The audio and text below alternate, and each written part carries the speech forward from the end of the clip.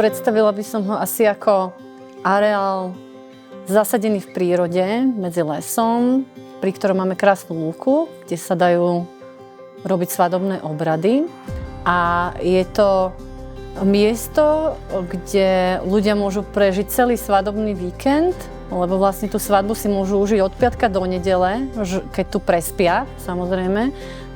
Nie je to, že len prídu v sobotu o 3:00 a o 4:00 ráno v nedeľu musia odtiaľto odísť, ale proste u nás môžu ostať aj 3 dní a spojiť si to s nejakou rodinnou opekačkou, potom tou svadobnou hostinou a v nedeľu so spoločnými raňajkami.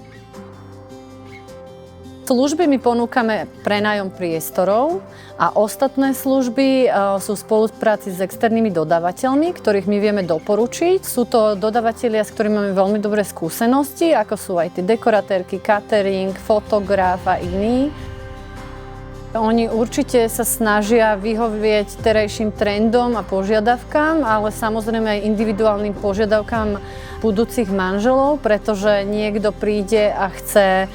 úplne špeciálne kombinácie jedla, alebo chcú, že sú vegetariáni, nechcú mať na stole bravčové, proste toto sú teraz tie požiadavky. Páru pošleme cenovú ponuku a môže si prísť spraviť obhliadku priestorov, porozprávame mu, ukážeme mu, ako to tu prebieha a potom, keď sa rozhodne pre nás, tak mu spravíme teda tú rezerváciu a už sme v kontakte, či už písomnom, telefonickom, alebo znova sa môžu prísť pozrieť, keď chcú a už takto spolu komunikujeme a plánujeme ten svadobný deň. Ja som hrdá na to, že sme vlastne rodinná firma, takže my sa k tomu aj tak staviame a všetko to tu vlastne prevádzkujeme ako rodina a snažíme sa aj tú takú atmosféru dať ďalej. A potom